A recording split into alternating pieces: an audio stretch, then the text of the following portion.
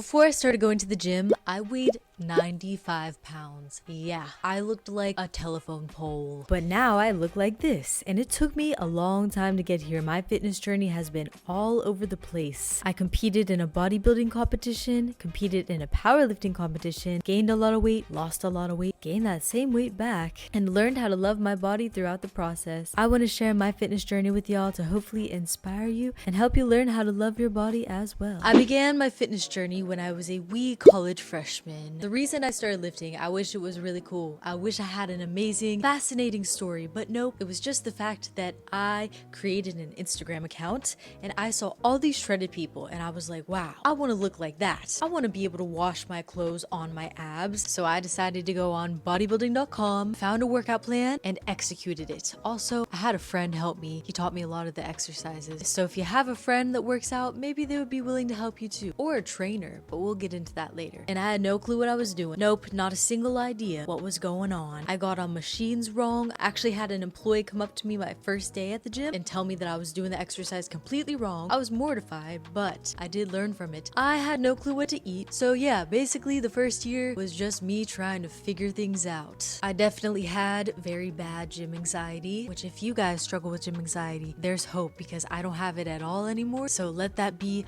a light for you. There is hope. And I was pretty inconsistent. You know, I was a college student. Because of my gym anxiety, because I didn't know what was going on, I would work out for a few months, take a few months off. Work out for a few months, take a few months off. So I didn't really see all that much progress in the first year, which should be no surprise. My second year, however, I was a lot more consistent, which led me to actually falling in love with lifting. I loved it so much, I changed my major from fashion to exercise science, and that helped me learn all of the things that I did not understand my first year. This was the year that I also decided to compete, which was it a mistake?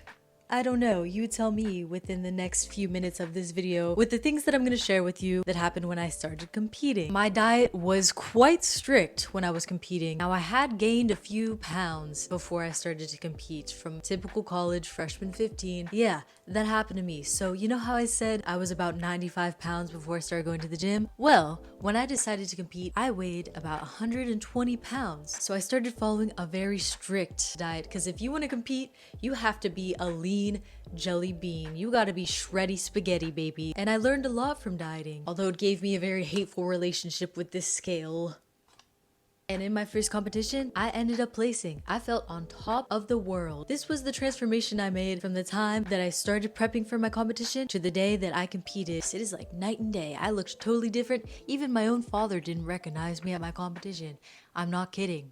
He didn't recognize me. Love you, Dad. But what came afterwards is the reason that I ask you if you think this was a good choice or should I have regrets? I don't know. Let me know what you think in the comments after I tell you what happened next. After 6 months of this strict diet, my hormones were all out of whack, man. I never felt full. I just wanted to eat all the food that I had deprived myself of for an entire half of a year. So what happened from that? I developed a binge ED. As you can probably guess, I gained back all of the weight that I lost for my competition and then some, for sure. I looked totally different. Once again, I looked like a totally different person. This was probably one of the most difficult moments in my life. I pretty much didn't want to exist anymore. It was definitely the hardest year that I've had yet with my fitness journey. I had to go to therapy in order to recover. So basically I spent most of that year just recovering. It was a very long process. I'm happy to say I've definitely overcome it. One of the first things that the therapist said was to stop trying to diet because I was trying to do what's called a reverse diet after my competition. I was still tracking all my calories.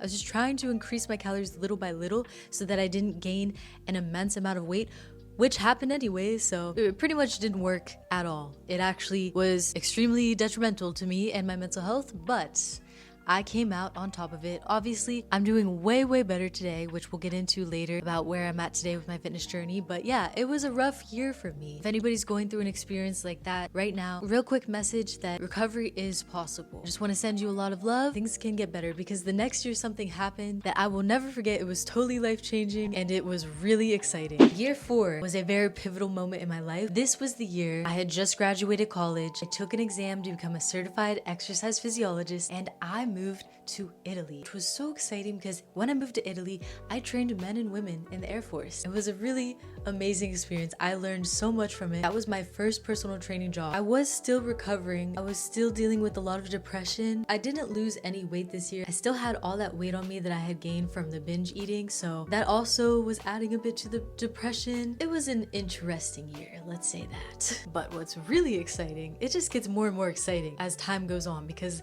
what happened next year was one of my biggest dreams and it came true. So year number 5 was the year I followed one of my biggest dreams in life. I moved to LA. Well, technically I moved to San Francisco. I lost a lot of weight. I lost all the weight that I gained when I competed, which was great, but also not great because I lost it from stress, because I was in a very toxic situation in San Francisco, but that's a whole nother story. Then I moved to LA. I got a job as a personal trainer at a commercial gym. I was living life, man, but I wasn't working out as consistently, so I just stayed hella skinny. I was pretty small, and that's when I decided to start my fitness YouTube channel, which is what you're watching today. But what happened the next year, I was totally not prepared for, and I'm sure none of you were prepared for it either.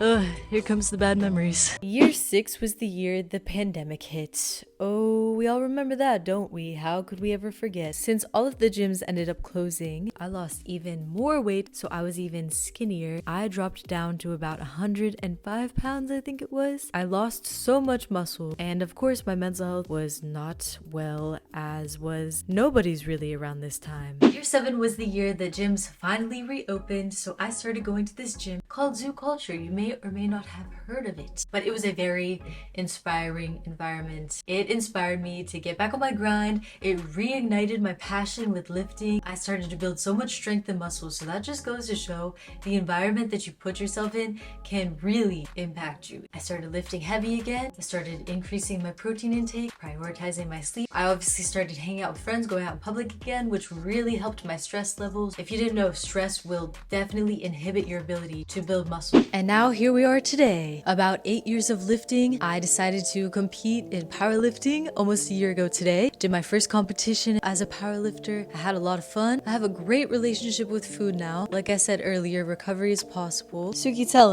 him recovery is possible, baby. Me and Suki are here to support you. I don't really like telling people how long I've been lifting, because without knowing the full story, people might assume if you've been lifting for almost a decade, I feel like you should look different. I feel like you should look like you have crazy amounts of muscle, but journeys aren't always linear. Actually, they're pretty much never linear. I actually had a client ask me the other day, how long did it take you to start seeing progress? Obviously within the first year I didn't see progress. The second year I did, but that was because I competed. I did something really extreme, and you know, it's just been up and down, so it's really hard to say how long it took me to see progress. I had to go through the trials and tribulations, but here I am today, and I can say I'm happy with where I'm at today. I genuinely love my body. I love how far I've come. I hope that could resonate you if you've just started your fitness journey, or maybe if you've been lifting for a while and you feel like you're not where you want to be. It's okay, because a lot can change within a year or a few years. You can see results. Just be patient, trust the process. As I mentioned earlier in the video, you could also hire a trainer if you're not sure what to do or you're not seeing the progress that you want to see. Maybe you just need the help of a professional like me, because I do personal training. If you'd like to train with me, there's a link below. You can fill out the application, or you can just DM me on Instagram, email me, christina@mamaswole.com. Let's see if we're a good fit. Let's get these gains, baby. I know I asked also before if you guys think I should regret competing, but I don't regret a single thing. I wouldn't change a single thing in my journey, because everything happens for a reason. I would hope that it would be a little more fluid for other people, which is why I made another video called I Wasted 3 Years in the Gym. I made that video so that people can learn from my mistakes and not have to make the same mistakes that I made, because although it's not linear, it can be a little bit more simple if you do the research. And if you watch that video, I think it'll really help you. Subscribe to join the Swole Squad if you haven't already. Give the video a like, and I will see you guys in the next one.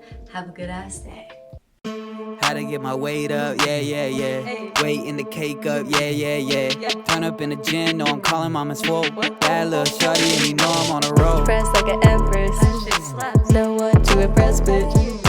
Find me on the guest list. Got that Louis V necklace. Subscribe to the Mama Swole channel, even if your name is Randall. Got it lit like a candle. Catch me swerving in the Lambo.